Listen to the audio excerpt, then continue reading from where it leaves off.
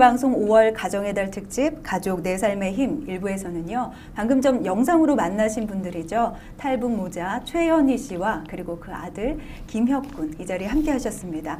반갑습니다. 네, 반갑습니다. 네, 그리고 이 자리에는요. 이분들의 소중한 이야기를 함께 들으실 방청객분들도 나와 계십니다. 안녕하세요. 반갑습니다. 네, 이제 이야기를 슬슬 풀어볼 텐데 우선 본인 소개부터 좀 부탁드릴게요. 네, 저는 올해로 한국 정착 3년 차고요. 그냥 회사에서 사무직으로 일하고 있는 최연희라고 합니다. 만나서 반갑습니다. 반갑습니다. 굉장히 미인이시죠. 한국에서도 흔히 볼 수 없는 그런 미모를 가지고 계세요. 이런 말씀 많이 들으세요? 네. 네라고 대답을 하시네요. 네. 자, 그러면은 아드님, 혁이 학생도 좀 본인 소개를 부탁드릴게요. 저는 한국에 온 지 2년 된 김혁입니다. 김혁군. 네, 한국에 온 지 2년이 됐대요. 굉장히 잘생겼죠? 와, 모전자전이 여기서 나오는군요.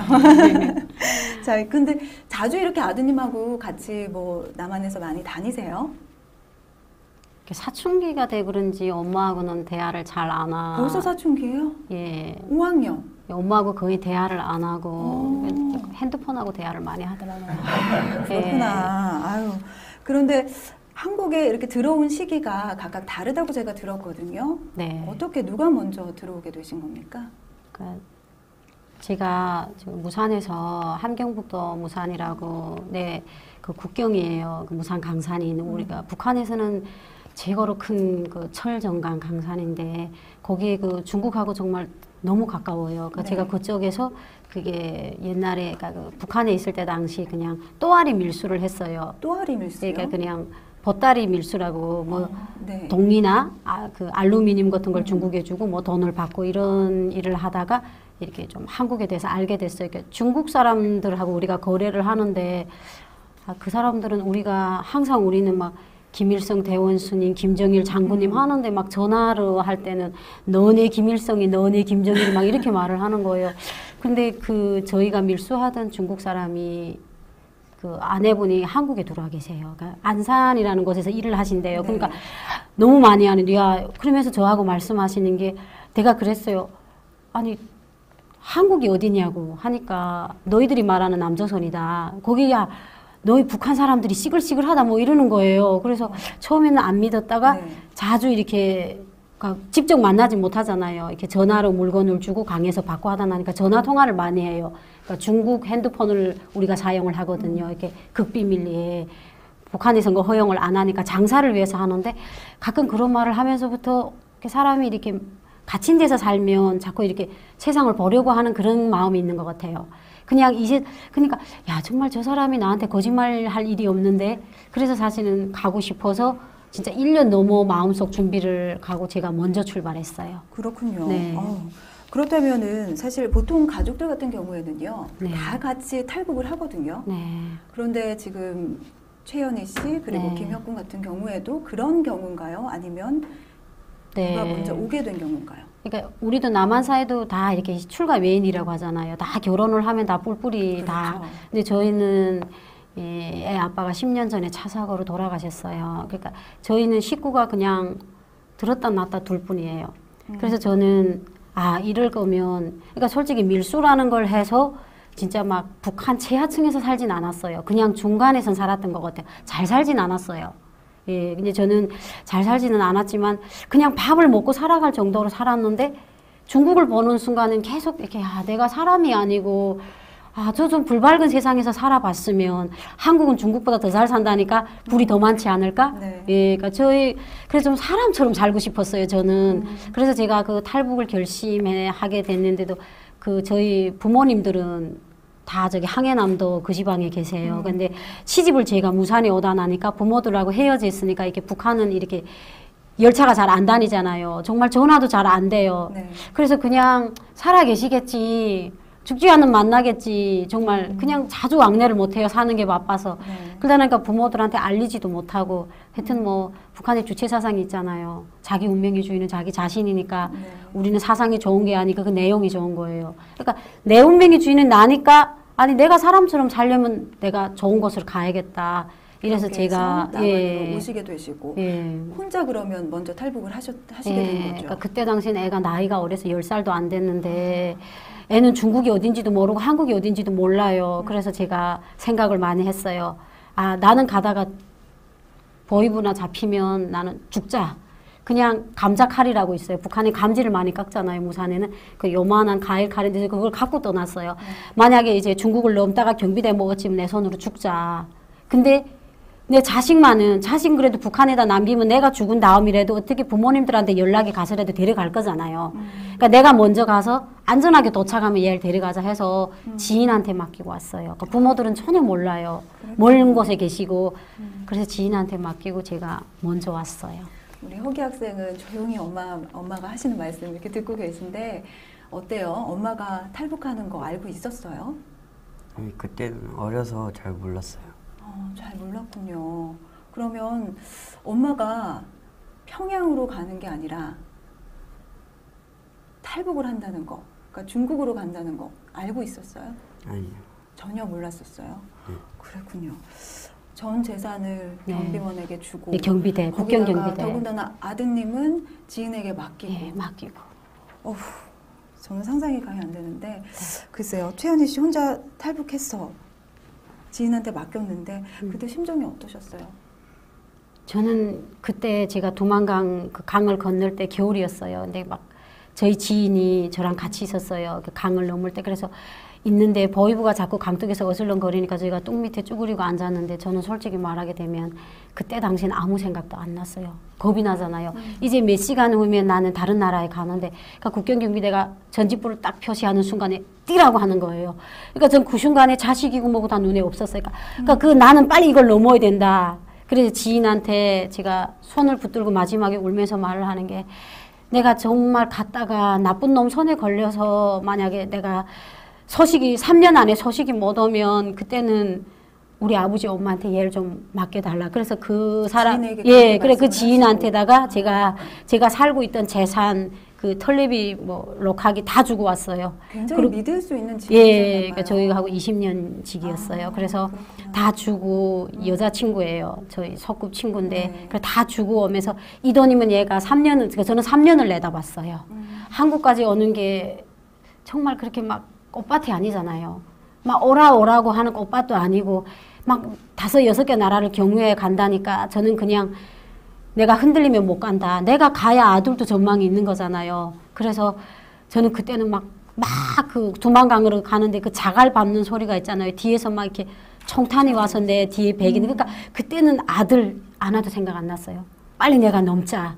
그러니까 어차피 가야 될 길이니까 다 뒤처리는 해놓고 갔지만은 긴장돼서 중국에 딱 도착을 하니까 불 밝은 집에 딱 들어가니까 그 다음부터 정신환자가 된 거예요. 머리를 풀어헤치고 우는 거예요. 아, 내가 지금 무슨 짓을 했어? 내가 그 어린 아이를 어디다 내가 팽개치고 왔어? 그 다음부터 울기 시작했어요. 그 다음부터는 또 도로 가겠다고 또 막 우니까 그 집주인이 막 욕을 하는 거예요. 그렇게 의지가 나약해서 한국은 어떻게 가냐고. 그래서 저는 솔직히 한국까지 울면서 왔어요. 그 순간부터 얘를. 극한의 두려움 속에서는 네. 물론 무의식 속에 그 아드님에 대한 걱정과 내가 이 아들을 위해서라도 살아야겠다는 그 생각으로 네. 그 많은 험난한 길을 거치셨고 네. 정말 이제 정신이 돌아왔을 때는 네. 아드님, 네. 내 아들 네. 이런 생각을 하셨군요. 너무 많이 울었어요. 네, 그러셨을 것 같아요. 저도 아들 키우는 입장이지만 그 마음이 가히 상상이 갑니다. 자, 우리 혁이 학생은 엄마가 평양으로 떠난다고 이제 가고 나서 엄마 친구분 집에 있었잖아요. 네. 쉽지 않았을 것 같아요. 엄마 없이 혼자 있는다는 게. 어떻게 지냈어요? 그냥 엄마 친구가 착해서 잘해줘서 별 걱정은 없었어요. 밥도 잘 먹고. 네. 아, 그렇구나. 엄마 안 보고 싶었어요? 보고 싶긴 했어요. 엄마 보고 싶을 때 어떻게 이 그림을 어떻게 달랬을까? 그냥 잘 때도 엄마 보고 싶어서 울 때도 있고 그랬어요. 네. 제가 아들을 키우는 엄마가 되다 보니까 남의 일 같지가 않네요. 큰일 났네요. 자, 다시 방송을 진행을 해보겠습니다. 자, 한국을 오게 되면은 많은 탈북자분들이 자유를 찾아서, 그쵸? 그렇게 한국에 오시는 분들 많잖아요. 우리 최연희 씨는 어떻게 남한에서 어떤 일을 제일 처음 해보셨어요? 저는 제일 처음에 한 게 고깃집 아르바이트였어요. 예. 아니, 어디 놀러 다니시고 이게 아니고? 아니요. 저는 그냥 하나원에 3개월 있는 게 막 미칠 것 같았어요. 그러니까 빨리 나가야 되는데, 빨리 나가서 여권을 떼서 아들 데리러 가야 되는데, 근데 한국에 금방 왔으니까 뭐 아는 사람도 없고, 다른 사람들은 그래도 이렇게 가족이 먼저 간 딸이 막 연락을 해서 엄마를 데려오고 이랬는데, 저는 그냥 돌덩이처럼 제가 혼자 굴러 들어온 거예요. 아무도 없는데 12평짜리 임대 아파트 딱 들어가니까 아무도 없는 거예요. 그냥 하나원에서 내준 트렁크 하나 지고 둘둘둘 몰고 복지관에서 나와서 그냥 이게 당신네 집입니다 하니까 가만히 앉아 있었어요. 뭐 살아생전에 전자레인지를 써 못 보니까 뭐 어느 쪽으로 돌리는지 왼쪽으로 돌리는 것도 모르고, 그런데 배가 고픈 거예요. 그래서 야, 이거 어떡하겠냐, 라면이라도 끓여 먹어야겠다 그래서요, 일시구급을 주더라고요. 그러니까 네. 이게 바닥에다 놓고 제가 먹었는데, 근데 제일 가슴 아팠던 게 제가 하나원에서 나와서 이틀 만인가 저희 생일이었어요.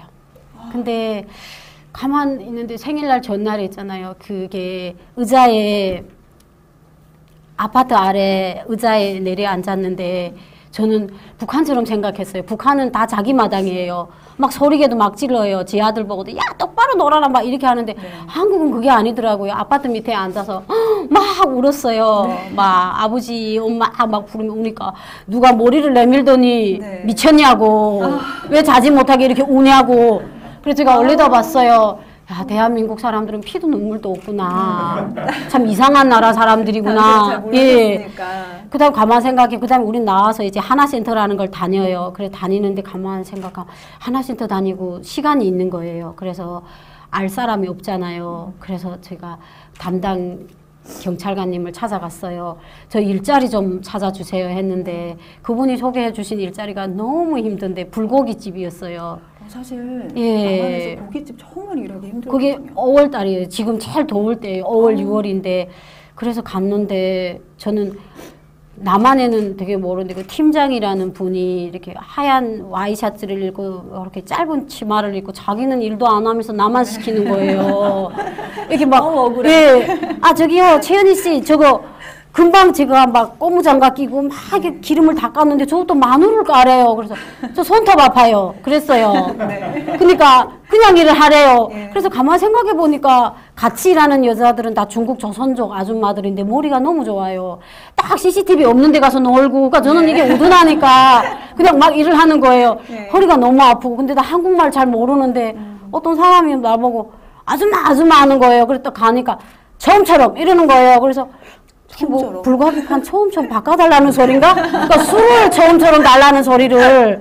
네, 그래서 대한민국은 그냥 소주라지 무슨 참이슬 너무 많은 거예요. 이유가 많죠. 그래서 제가 가서 이렇게 막 닦아주니까 처음처럼 가져오라는데 뭐하냐고. 그래서 이거 처음처럼 닦아달라는 거 아니에요? 그러니까 아줌마 동포냐고 이러더라고요. 그래서 네. 그 다음에 저 그 순간에 북한 사람들이 흑하는 게 있어요.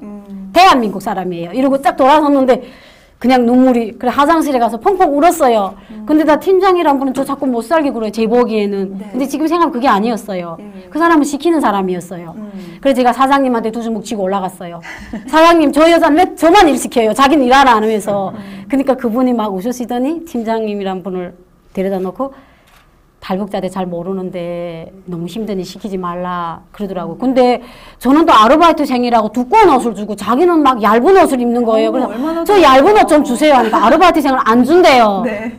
아, 그래 처음에 사실은 그래 불고기판에서 일하는데 하루에 12시간 일을 했어요. 주말 같은 경우에는. 하루 12시간? 예, 그러니까 주중에는 4시간을 일하고 주말에는 12시간 일했는데 65,000원을 주더라고요. 일당이요? 네, 12시간 이라면 그래 하루는 지금 막 일하고 의자까지 다 닦으면 실제 13시간 일해요. 진짜 그 되게 철저하지 못한 데더라고. 그럼 시간당 줘야 되겠는데 딱 12시간 일만 주는데 의자까지 다 닦아 내가 타산을 해보면 저희 장사했잖아요. 딱 타산해요. 아니 이거 12시간 40분을 일했는데 왜 돈을 딱 12시간 돈 줄까? 그래서 지금 나왔어요. 나왔는데 이게 지금 지하철이 아니고 버스를 막 타러 가는데 갑자기 앞이 새까만 거예요. 근데 나는 그 다음 생각 안 나요. 생각 안 나는데 딱 눈을 뜨니까 성혜병원 응급실에 저 들어와 있는 거예요. 그 눈을 딱 떴어요. 저 왜 여기 있어요? 길에 쓰러졌대요. 그래서 사람들이 실려왔는데 응급실 접수하면 돈 7만 원 내야 된대요. 저 나갈 거예요. 그랬어요. 그래서 제가 그때 막 근데 응급실에 갔는데 이렇게 제일 마음이 걸렸던 게 보호자분 안 계세요? 이 말이더라고요. 그래서 저는 보호자라는 게 뭔지 몰라요. 그래서 저 혼자인데요. 그러니까 그래 아는 사람도 없어요. 그러니까 신원이 없잖아요. 그래서 경찰관님 연락처를 대줬어요. 담당 경찰관님이 오셨더라고요. 그러면서 연희 씨 그냥 여기서 점적을 더 달라고 그 돈은 다 자기네가 대겠다고. 그때는 그게 그냥 사람들이 우리 때문에 응당히 돈을 써야 된 줄만 아가 제가 만시 특혜 있는 사람인 줄 대한민국에 뭐 이렇게 왔는데 뭐 이렇게 줘야지 막 이렇게 생각을 했는데 그게 후보가 다 자비로 부담을 하셨더라고요. 너무도 근데 제가 그 식당에서 3개월을 일했어요. 그래서 그 형사님이 저하고 지금도 가끔 맛있는 것도 사주고 하는데 한 달을 못 버틸 줄 알았대요. 네, 이 가느다란 여자가 얼굴을 봐서는 노라리처럼 생겼대요. 저를 일하게 전혀 안 생겼대요. 네. 저 엄청 근로성 있는데 오해를 하셨더라고요. 그래서 3개월을 버텼는데 사장님이 칭찬을 하시더래요. 정말 일을 잘한다. 그리고 네. 할 말을 너무 잘한다. 그러니까 저는 지금 생각하면 그 상사가 저 얼마나 미웠겠어요. 근데 그냥 했어요. 그랬더니 그다음부터 저한테 아무리 막 안 시키더라고요. 그래, 대한민국도 내가 할 소리는 해야겠다. 예. 그러니까 처음엔 그냥 그렇게 정착을 했어요. 굉장히 어찌 보면은 쉽지 않은 일로 네. 고되게 일을 하시면서 결국에는 응급실까지 가셔서 네. 쓰러지시고 그러면은 쓰러지시고 난 후에는 다른 일을 지금 시작하게 되신 거잖아요. 예. 그래서 식당 일을 안 하고 또 컴퓨터 학원을 저는 이렇게 컴퓨터 이렇게 독수리 타자도 못 쳐요. 그래서 컴퓨터를 모르고는 한국에 가서 어디 식당 가서도 이거 못한다 하더라고요. 이렇게 쿡쿡 찌르는 거 못한다 하더라고요. 그래서 컴퓨터 학원을 다녔어요. 낮에는. 그리고 지금 막 이렇게 사람 인해서 누가 대주더라고 이렇게 찾아보라 했는데 간병을 하는 사람이 제일 돈을 많이 벌더라고요. 간병인도 사실은 쉽지 않죠. 예, 근데 저는 몰랐어요. 간병인이. 그러니까 그냥 그 드라마에서 나오는 것처럼 물 드실래요? 하면 척 했다 주고 저는 이렇게 생각을 했어요. 이게 아주 우아하게 병원에, 그 예쁜 병원에 앉아서. 근데 이렇게 연락처가 있는 거예요. 사람이네. 그러니까 개인들이 막 올리는 그래 전화를 했는데 젊은 분이 받으시더라고요. 그래서 저 간병하려고요 하니까 나이가 어떻게 되세요? 이랬어요. 그래서 저요 30 하니까 아닙니다. 50세 이상. 아니요, 저 너무 잘해요. 이렇게 그러니까 그 사람이 딱 전화를 넣으려는 순간에 제가 막 울며 매달렸어요. 그러니까 전화를 넣으면 저 일자리 떼울 것 같아. 그러니까 그분이 한번 만나자 이러더라고요. 딱 만나 갔는데 집에 오는데 오라. 그래서 그게 어디냐면 성남이에요. 갔어요. 그 주소를 찾아서 차를 갈아타고 지하철 갈아타고 갔는데 집에 딱 들어가는데 집을 들어가는 순간부터 냄새가 나는 거예요. 이렇게 오줌질 있네. 이렇게 약간 이렇게 막 이렇게 약간 키키한 냄새가 나는데 어르신이 83세 난 어르신인데 이렇게 치매가 오셨어요. 그러니까 그 아들들이 지금 간병원을 쓰면서 옆에 붙어 있는 거예요. 갔는데 할머님이 전혀 저를 알아 못 보는데 딱 봤을 때는 몸집이 저희 2배였어요. 야, 어떻게 할까? 근데 그 아들들이 또 보더니 저하고 말도 안 걸고 나가더라고. 이 여자는 안 되겠다. 근데 저희 또 그날에 또 이쁜 10,000원짜리 원피스를 입고 갔어요. 면접 보는 줄 알고. 그러니까 이게, 이 여자가 이 하르르한 옷을 입고 온 여자가 이걸 할 수 있을까? 이런 생각이 들은 것 같아요. 그래서 가만 앉아있는데 그 사장님이 안 될 것 같다. 이 상황에서도 할 수 있냐? 그래서 가만히 있었어요. 그랬더니 다른 사람 구하겠다. 그래서 제가 그때 그 사장님 손을 딱 재면서 사장님 저 북한에서 왔는데 저희 아들이 남의 집에 있어요. 근데 저 돈이 있어야 얘를 데려오는데 저 잘할게요. 저 좀 써주세요. 막 이렇게. 그러니까 그 사장님이 너무 인정이 있어 보이더라고요. 그래서 사장님 딱 손을 쥐는데 그러면 저녁에 잘 때도 할머님 옆에서 저 잘게요. 근데 이렇게 옷에서 냄새가 별 수 있는데 옷은 옷장에 있고 다 대주는 거예요. 제가 너무 오니까. 근데 그날 했는데 2시간에 한 번씩 이렇게 오점 기저귀를 봐줘야 되는데 도리어 이렇게 어떻게 몸을 움직여. 그래서 대주시더라고, 노하우를. 그래서 정말 한 주일을 하니까 제가 이렇게 그 어르신 몸을 이렇게 좌우로 약간 편안하게 돌리면서 기저귀도 깔고. 근데 정말 똥기저귀는 너무 힘들었어요. 근데 참아야 되는데 제가 낮에는 컴퓨터 학원에 가야 되는데 지하철에 딱 앉으면 사람들이 제 주위에 안 앉더라고요. 몸에서 냄새 난대요. 제가 앞만 씻어도 옷이 이렇게 그런 병 걸린 사람 특유의 냄새 있잖아. 그럼 있잖아요. 제절로 이렇게 막 맡아봐요. 근데 그때도 왜 향수를 싸서 뿌릴 생각 못할까? 향수가 전 비싸다고만 생각했어요. 근데 지금도 그래 딱 가게 되면 그 여러분들도 노량진역 아시잖아요. 지하철 안에서 김밥을 팔면 1,500원인데 노량진 바깥에서 사면 1,000원이에요. 그래서 제가 500원이 아까워서 저희 돈도 없어요. 브로커비 다 물고 나고 500원이 아까워서 그 바깥에서 노량진 한승 아는 데서 제가 1,000원짜리 김밥을 사가지고 점심을 먹었어요. 그래 하루는 점심을 못 사가서 같이 일하는 학원 친구하고 야 우리 오늘 간만에 대한민국 식당이라는 데 가자. 그래서 갔어요. 그러니까 값을 안 보고 가는 딱 들어가서 신발까지 딱 벗었는데 설렁탕 6,000원이라고 쓴 거예요. 그걸 딱 보는 순간에 둘이 딱 눈동자가 멈췄어요. 엉치를 쿡쿡 찔렀어요. 나가자. 그래 나왔어요. 그렇게 그게 500원이 먹게 되면 2번 먹게 되면 하루 또 때울 수 있잖아요. 네. 그래서 그 할머니 간호하면서 제일 좋았던 게 그 밥을 공짜로 먹을 수 있다는 게 너무 좋았어요. 저녁을 아침 저녁을 거기서 먹고. 근데 할머님이 중환자실에 들어가니까 간병원을 자르더라고요. 그래서 제가 간병을 몇 달 못하고 그 돈을 그러니까 그 식당 아르바이트 간병해서 그 돈을 그래서 제가 7개월 동안에 800만 원을 모았더라고요. 네, 그래서 제가 중국에 가서 얘를 데리고 왔어요. 아드님을 데려오겠다는 예. 그것이 굉장히 큰 힘이자 정말. 예, 놀러 간다는 거는 그러니까 제가 자유 세상에 왔는데 그러니까 그런 생각이 드는 거예요. 나는 분명 잘 살려고 왔어요. 막 자유롭게 벤츠를 타고 선글라스 색안경 다 끼고 막 헛가다 부리려고 왔는데 헛가다커녕요 12시까지 일하고 막 응급실에 갈 상황이었어요. 그래서 처음에는 좀 많이 이렇게 중심을 잃고 도로 갈까? 아니야 막 이렇게 자기를 많이 컨트롤했던 것 같아요. 아니야 나는 살아야 돼 막 이렇게. 고생 정말 많이 하셨습니다. 예. 참 밝은 모습 보기 좋은데요. 여러분들 듣기에도 참 고생 많이 하셨지만 참 밝으시죠? 자, 이제는요, 최현희 씨 후배분이 계세요. 이분이 최현희 씨가 얼마나 많이 아드님을 데려오기 위해서 노력을 했고 고생을 하셨는지 저희가 영상을 준비를 했습니다. 함께 보시죠. 금방 나와서 첫 시기에는 그 알바랑 했는데 엄청 저도 좀 감동했어요. 저도 그렇게 못하는데 언니가 회기 데려간다고 돈 모은다고 막 알바를 하는데 막 먹는 것도 아껴가며 한 거예요. 그래가지고 어느 날은 막 그 식당에서 나오다가 막 쓰러진 거예요. 일 다 끝나고 퇴근하면서 혼자서 막 아들 빨리 데려가고 돈 있어야 데려가잖아요. 빨리 데려가려고 돈 모으다가 근데 그것도 저도 나중에 알아한 거예요. 그러니까 제가 언니하고 좀 멀리 떨어져 살았어요. 그러니까 언니가 연락이 안 되어가지고 나중에 들으니 막 눈물 나더라고요. 언니도 좀 힘들면 조금 도와달라고 말이라도 하지. 근데 언니니까 아마 저보다 나이 어렸으면 그랬을 거야. 근데 언니니까 그런 내색 하나도 안 하고 나중에 저도 들으면 막 깜짝 놀라고. 근데 지금도 여자는 약해도 정말 어머니는 강하다는 말을 정말 몸소 실천을 하신 셈인데 그렇게 일해서 아들을 데려올 수 있는 돈을 다 버시게 된 것인가요? 아니요. 그 돈 갖고 안 되죠. 그럼 어떻게 또 자금을 마련하셨나요? 그러니까 두만강을 넘는 데만 해도 1,000만 원이거든요. 근데 두만강을 넘고 또 중국에 있자면 돈이 있어야 돼서 그래서 금방 왔으니까 막 여기서 30만 원 같은 동기생들한테 막 전화해서 500을 꺼서 1,300만 원을 중국 돈을 바꿔가지고 중국에 넘어갔어요. 그러니까 빚을 진 거예요. 그렇게 벌었는데도. 네. 그럼 아들 또 탈북 자금 마련을 위해서 네. 중국으로도 가시게 예, 돼요? 중국에 가야 애를 뭐 두만강을 넘겨오죠. 아, 그렇군요. 그럼 혁약생은 엄마가 네. 평양이 아니라 한국으로 갔다는 거는 알게 됐어요, 나중에? 네, 나중엔 알게 됐어요. 그때 어땠어요? 어떤 생각이 들었어요?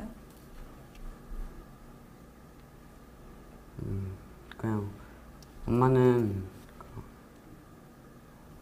혼자 잘 살려고 평양에 간 줄 알았는데 그게 아니었어요. 나중에 또 엄마 다시 만나서 이야기 듣고 하니까 그게 아니라는 걸? 네.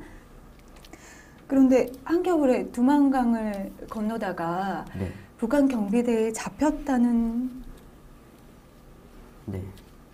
좀 얘기를 해줄래요? 아니 그거 어떤 사람이 그 두만강 앞에 앉아 있으라고 해서 바위 앞에 앉아 있었어요.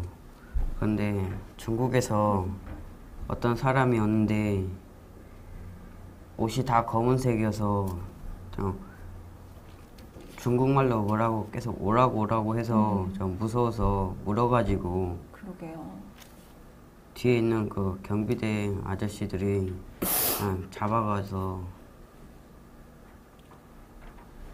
그래서 그 경비대 사무실 같은 데서 3일 지냈어요. 3일 동안. 네. 정말 무서웠을 것 같아요. 엄마도 없고 혼자서 그곳에서 지낸다는 게. 혁이 어머니는 어떠셨어요? 혁이가 이렇게 경비대에 잡혀갔다 이 얘기를 들으셨을 때 어떤 심정이셨어요? 제가 전화를 딱 받는 순간에 애가 경비대 초소에 끌려갔다고 그런데 10살도 안 됐을 거거든요. 제가 그 전화를 딱 받는 순간에 사람이 앞이 아이 보인다는 거는 제가 식당에서 일할 때 그건 아무것도 아니었어요. 그러니까 막 그 연길에 제가 있었는데 그 연길 우시장 들어가는데 사거리가 있어요. 제가 거기 내려와서 이렇게 머리를 쥐뜯었어요. 얘 이름을 막 부르면서 엄마가 미안하다. 그러니까 그 어린애가 그때 추울 때 경비대를 뭐 창고 같은데 3일 동안 이렇게 그 구멍난 담요 하나 주고 그 3일 동안 얘를 치조를 했더라고요. 엄마 어디 갔냐. 그러니까 얘 자꾸 평양 갔다 했대요. 중국 간 줄 모르니까.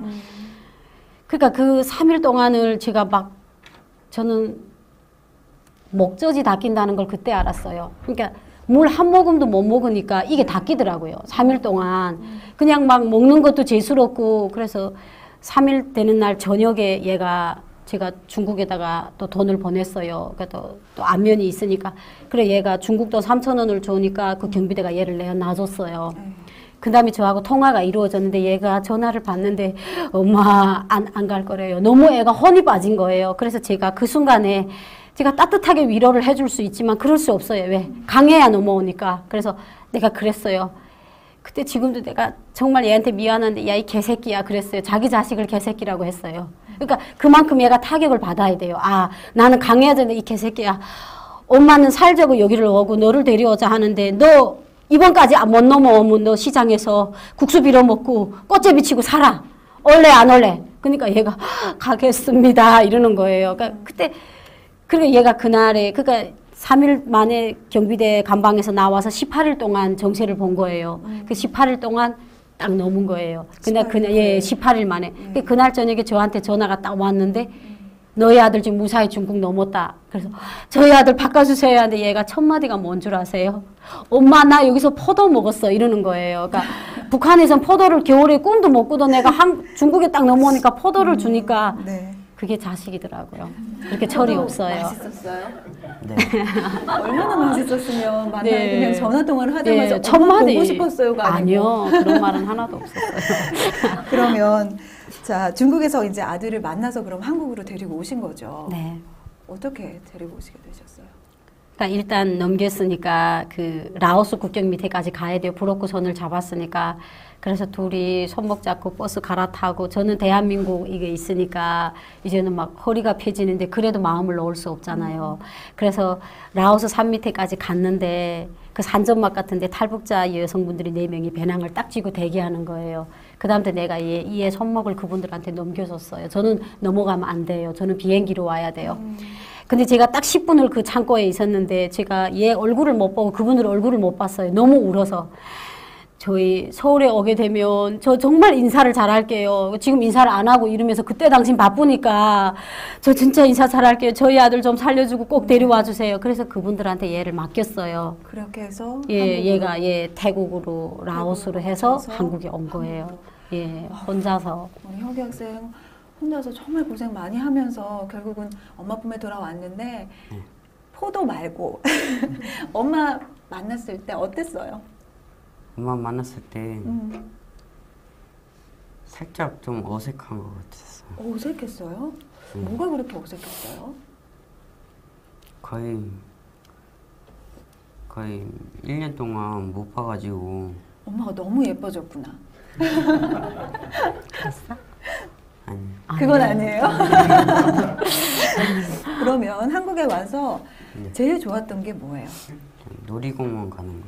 놀이공원. 어머님 놀이공원 많이 데려다니셨나요? 지가 알아서 막 어우, 그렇구나. 복지관에서 막 다 지 돈 주고 한 적은 한 번도 없어요. 이래 대한민국이 못 살아요. 얘 때문에.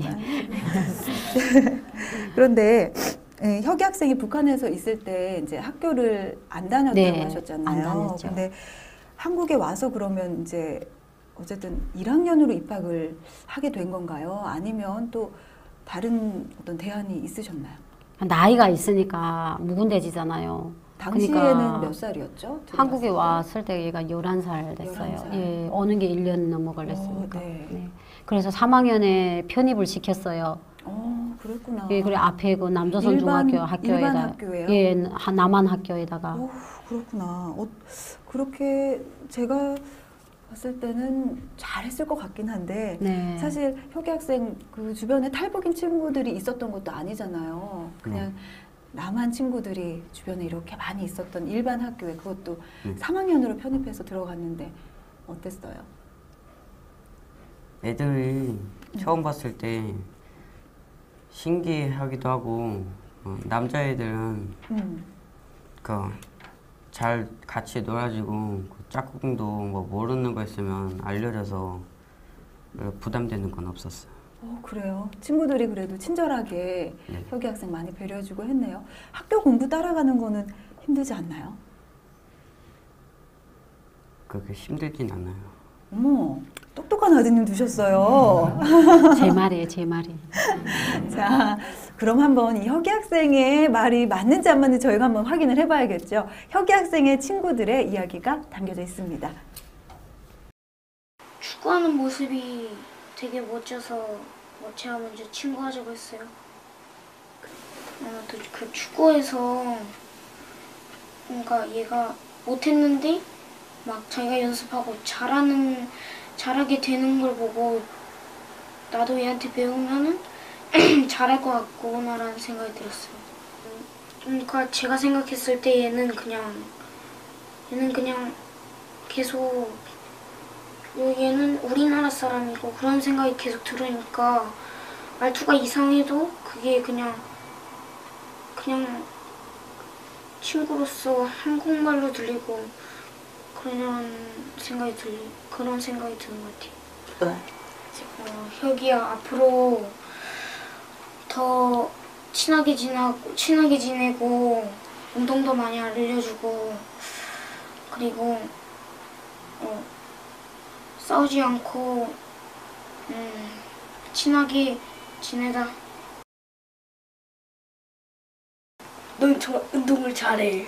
공부도 좀 잘하는 것 같아요. 너 운동을 잘한다. 앞으로 친하게 지내자.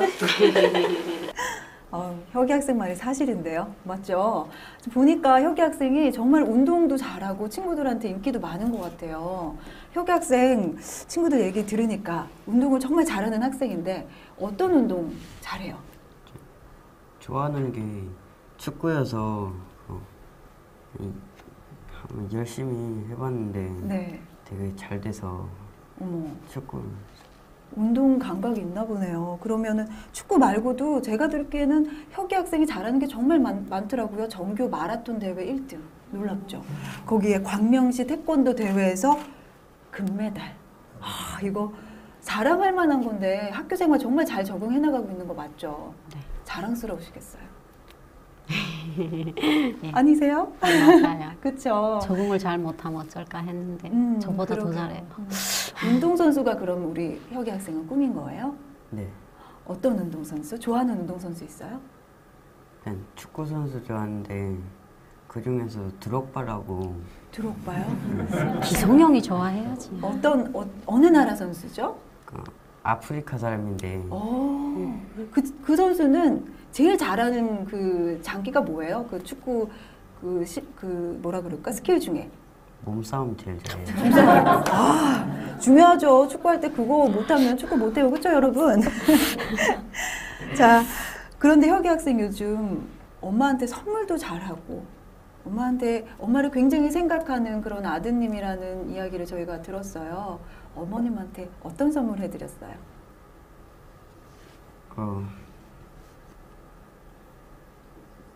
엄마한테 편지 썼어요. 편지요? 네. 편지? 저는 저희 아들한테 나중에 그런 편지 받으면 또 울 것 같아요. 한번 그럼 우리 혁이 학생이 어머님한테 쓴 편지 혹시 가지고 나왔나요? 네. 이거 부탁을 드렸었는데 한번 읽어봐 주시겠어요?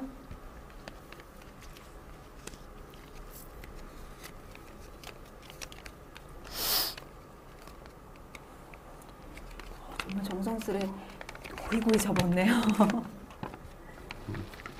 엄마는 매주 저한테 용돈도 챙겨드리고 제가 배고플까봐 항상 밥도 하시고 생일이야 내가 가지고 싶은 것이 있으면 다 사주시고 내가 고민이 있다면 함께 풀어나가 주신 분이에요. 엄마가 없었다면 저도 태어나지 않았을 거예요. 엄마가 저를 태어나게 해주셔서 저는 너무 고맙고 행복해요. 그리고 엄마 회사에 열심히 다니는 엄마가 자랑스러워요. 여기 한국에 와서 엄마랑 함께 살아서 나는 참 좋아요. 아들 김혁 올림.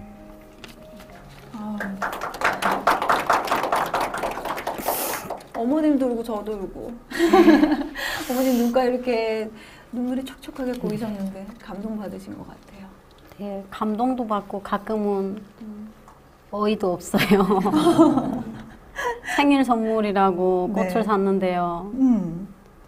자기가 용돈에서 아껴서 사라고 했는데 친구한테 돈을 껐더라고요. 그 정당에는 제 계좌에서 나갔어요. 그래서 제가 좀 어이가 없어요. 그게 뭐 자식 키우는 맛이죠. 그렇죠? 아니 근데 뭐 5,000원짜리 사면 되잖아요. 32,000원짜리를 사서. 그 정도로 어머님을 사랑하고 생각하는 우리 혁이 아들. 그러니까 제 돈 팔아 제가 생각했어요. 그런데 최현희 씨 쉬는 날에도 탈북자분들 위해서 봉사활동 하신다고요? 네, 저는 매주 일요일마다 자원봉사 다녀요. 이렇게 어르신들 다니는 그런 요양원도 네. 가고 탈북자들 쉼터도 가고. 근데 정말 일요일 날에는 그래도 아들이랑 같이 있고 싶어요. 한마디 얘가 대화를 안 해도 그래도 시키는 말은 하거든요. 근데 새벽에 제가 갈 때면 새벽 5시 제가 강원도로 갈 때면 얘를 깨워요. 엄마 김밥 사줘. 빨리 가서 사와야 저는 또 화장도 하고 이래야 되는데 군소리가 없어요.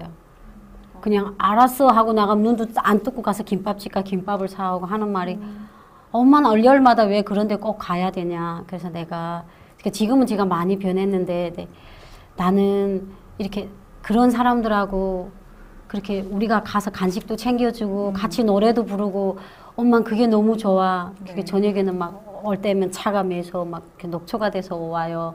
그래서 저는 그게 좋아요 지금은. 정말 열심히 사시는데 혁이 학생 어때요? 엄마가 이렇게 열심히 사시는 모습 보면 어떤 생각 들어요? 예전처럼 예전에는 원래 그런 거 안 하고 그냥 좀 혼자 자기를 위해서 하는 거만 했는데 딴 사람들 위해서 하는 거 봐서 엄마가 좀 자랑스러워요. 우리 혁이 학생 말 처음 들어요. 들어보면은 처음 들어요 태어나서. 굉장히 감옥한 것 같지만 속이 정말 깊은. 그래서 엄마를 아주 유심히 관찰하고 있는. 아, 참 훈훈합니다. 그런데 친정 아버님께서 최현희 씨를 굉장히 예뻐하시고 굉장히 사랑하셨다고. 예. 그래서 북한에 계신 아버님께도 하실 말씀이 참 많으실 것 같은데 이 자리를 빌어서 어떻게 아버님께 한 말씀 해주실 수 있을까요? 예, 이렇게 보통 사람들은 다 엄마를 많이 따르더라고요. 근데 저는 엄마보다는 아빠를 많이 따라요. 제가 그냥 집에 가면 우리 집 가면 해마다 제가 아빠 보고 싶다 아프지 마 하는 걸 글로 써서 제가 벽에다 붙여요. 그러니까 그렇게 해서라도 제가 아버지한테 미안한 마음, 아버지는 그냥 딸이 아무 소리도 없이 없어졌으니까 얼마나 당황스러웠겠어요. 그래서 작년에 3년 만에 처음 아버지 목소리를 들었어요. 통화가 돼서. 근데 참 너무 가슴 아픈 게 3분도 안 되는 그 통화 속에서 아프지 말아라 하는 말을 10번씩이나 하더라고요. 그러니까 제가 많이 아팠거든요. 제가 좀 북한에서 말하면 허약이에요. 그 비실비실해요. 이렇게 좀 큰 일을 못하고 자꾸 약간 몸이 약했는데. 그래서 제가 아버지한테 편지는 항상 내 머릿속에 있어요. 아, 그러면 이 자리를 빌어서 한번 편지 낭독을 해주시면 좋겠네요. 네. 아버지 품을 떠나서 이제는 떠나온 지도 4년째 돼가 됩니다. 저는 해마다 어버이날이 오게 되면 꽃방에서 파는 카네이션을 다 사고 싶어요. 그거 다 사서 아버지한테 달아주고 전 한 번도 사랑한단 말을 못했어요. 북한에는 그런 말이 없거든요. 부모를 그냥 우리를 이렇게 만든 그 김씨 일가를 맨날 사랑한다고 그렇게 막 강제로 해서 그랬는데 해마다 어버이날만 되면 아버지 생각이 나요.